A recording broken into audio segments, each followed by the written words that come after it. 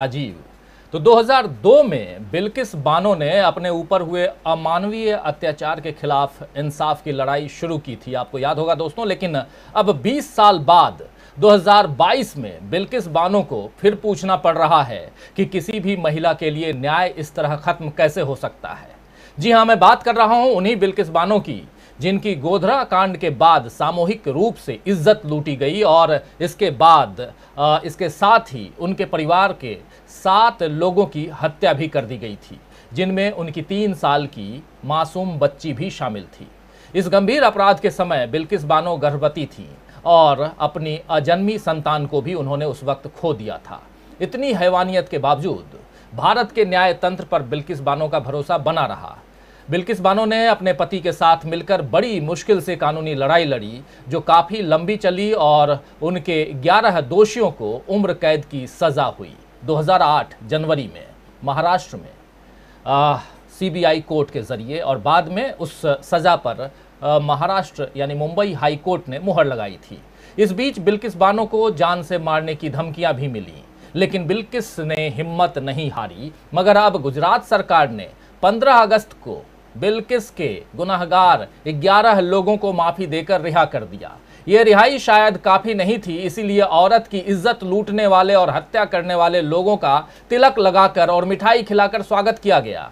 भारत में अब यही देखना बाकी था दोस्तों कि धर्म के नाम पर अमानवीय काम करने वालों और औरतों को सरेआम बेइज्जत करने वालों का इस तरह स्वागत सत्कार हो रहा है।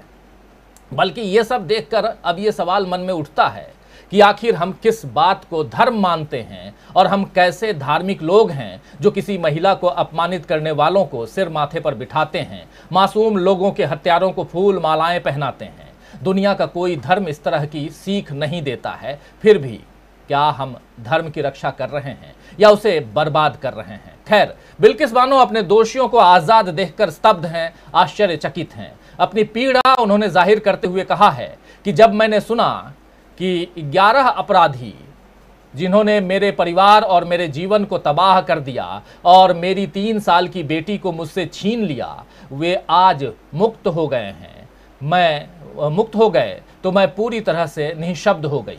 मैं अभी भी स्तब्ध हूँ। आज मैं बस इतना ही कह सकती हूँ कि किसी भी महिला के लिए न्याय इस तरह कैसे खत्म हो सकता है। मुझे अपने देश की सर्वोच्च अदालतों पर भरोसा था। मैं धीरे धीरे अपने आघात के साथ जीना सीख रही थी। इन दोषियों की रिहाई ने मेरी शांति छीन ली है और न्याय में मेरे विश्वास को हिला दिया है। मेरा दुख और मेरा डगमगाता विश्वास सिर्फ मेरे लिए नहीं बल्कि हम हर उस महिला के लिए है जो अदालतों में न्याय के लिए संघर्ष कर रही है।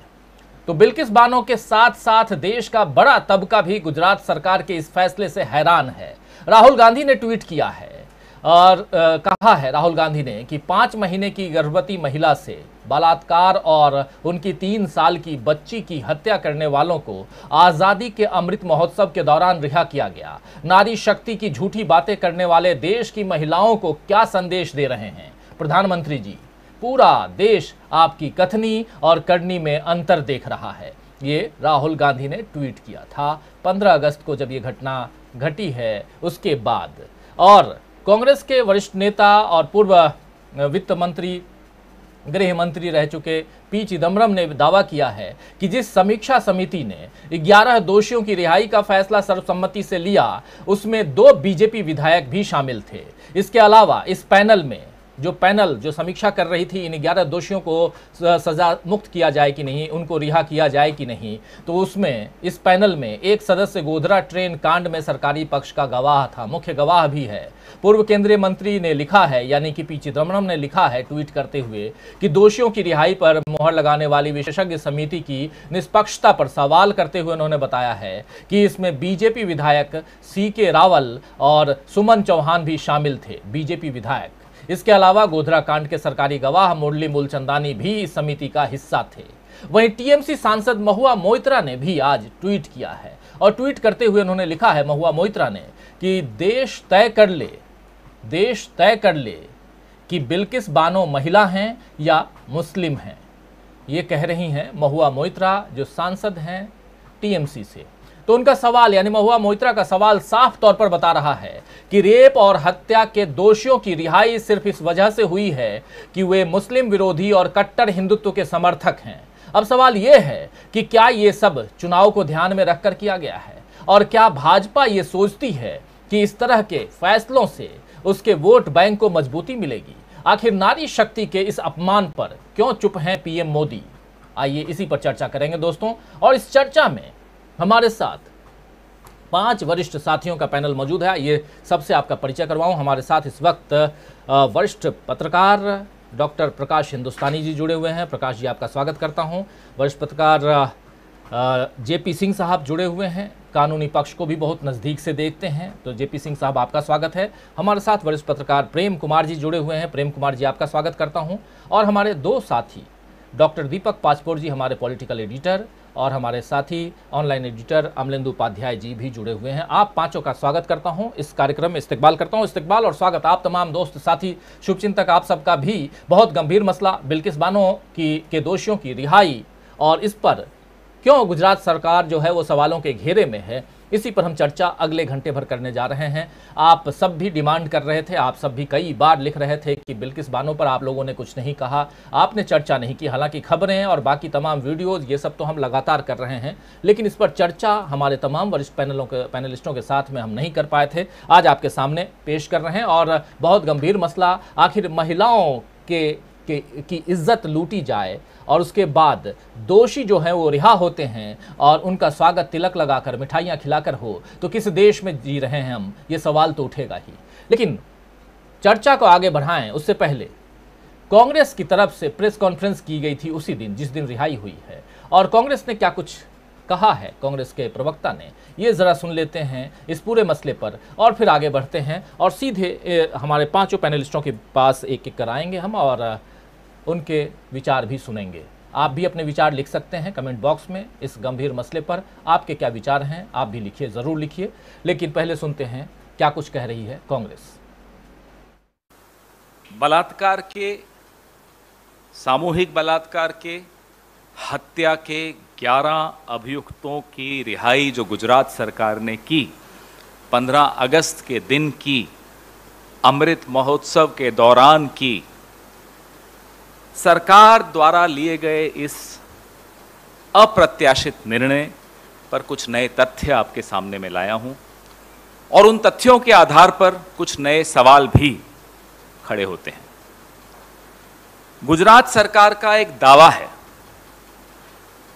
कि उक्त अभियुक्तों को माननीय सर्वोच्च न्यायालय के आदेशानुसार रिहा किया गया है। यह दावा गुजरात सरकार ने के अफसरों ने कुछ इंटरव्यूज में किया है। सच्चाई यह है कि माननीय सर्वोच्च न्यायालय ने गुजरात सरकार को 3 महीनों के भीतर निर्णय लेने का आदेश दिया था। सर्वोच्च न्यायालय ने निर्णय क्या होना चाहिए, क्या निर्णय होगा, उस पर कोई टिप्पणी नहीं की थी, उस पर कोई आदेश नहीं किया था। यह न्यायपालिका के आधार पर निर्णय नहीं लिया गया, यह कार्यपालिका का निर्णय है। This is an executive decision, not a judicial decision. ये बात हमें स्पष्ट तौर पे समझनी होगी, क्योंकि बार बार हमें भटकाया जाता है, लोगों को मूर्ख बनाने की कोशिश की जा रही है कि सर्वोच्च न्यायालय का आदेश था साहब इसलिए कर दिया। तथ्य नंबर 2, गुजरात सरकार के अनुसार रिहाई का निर्णय 1992 की जो क्षमादान की नीति है और रिहाई की नीति है, रेमिशन की जो नीति है, उसके आधार पर लिया गया। अब इस पर आते हैं। 1992 की जो रेमिशन की नीति है, आप या मैं, कोई भी आज गुजरात सरकार की वेबसाइट पे जाकर ढूंढ के बता दे, मैं मान जाऊंगा। 1992 की नीति आपको वेबसाइट पर नहीं मिलती। आरटीआई के सेक्शन 4 के अनुसार ये तमाम नीतियां वेबसाइट पे होनी चाहिए। क्यों नहीं है? इसलिए नहीं है, और ये बहुत चौंकाने वाला तथ्य है कि यह नीति, जिस नीति के पीछे छिपकर गुजरात सरकार कह रही है हमने इन 11 बलात्कारियों को रिहाई का आदेश दिया, 1992 की वो नीति 8 मई 2013 को गुजरात सरकार द्वारा समाप्त कर दी गई थी। तब मुख्यमंत्री नरेंद्र मोदी थे। 8 मई 2013 को शासनादेश द्वारा, वो शासनादेश विनीत जी आपको शेयर कर लेंगे, शासनादेश द्वारा 8 मई 2013 को 1992 की वो नीति गुजरात सरकार ने समाप्त कर दी। तो ऐसी नीति जो है ही नहीं, उस नीति के आधार पर आप 11 बलात्कारियों को, 11 हत्यारों को क्षमादान दे देते हैं और रिहाई कर देते हैं। यह बहुत चौंकाने वाला तथ्य है। तो कई चौंकाने वाले तथ्य यहां सामने रखे जा रहे थे कांग्रेस के जरिए। पवन खेरा जो कांग्रेस के मुख्य राष्ट्रीय प्रवक्ता हैं और कांग्रेस बहुत ही एग्रेसिव वे में इस मसले पर बात कर रही है। राहुल गांधी के ट्वीट को आपने देखा, उसके अलावा आपने देखा वित्त मंत्री, पूर्व वित्त मंत्री और गृह मंत्री रह चुके पी चिदम्बरम को, केंद्रीय मंत्री थे, अभी सांसद हैं, और पी चिदम्बरम ने साफ साफ कहा है कि इस पैनल में कौन कौन लोग थे। और पवन खेरा जो कह रहे थे कि ये जो रिहाई है ये कानूनी पक्ष की तरफ से नहीं है, ये रिहाई जो है न्यायपालिका की तरफ से नहीं बल्कि कार्यपालिका की तरफ से है। ये सवाल बड़ा है, लेकिन सवाल पर मंथन करने की ज़रूरत इसलिए भी है क्योंकि अगर ऐसा ही रहा और ख़ासकर अगर बलात्कारियों को, ठीक है, जिस भी रिहाई के ज़रिए जैसे भी छोड़ा गया हो, सुप्रीम कोर्ट ने जो भी कहा, उसके बाद गुजरात सरकार को ऐसा लगा कि 14 साल की सज़ा इन लोगों ने भुगत ली है और इसके बाद इनको छोड़ दिया जाए। लेकिन छोड़ने के बाद जो स्वागत सत्कार हुआ वो कितना जायज़ था ये तो समझना ही होगा। सीधा आना चाहूँगा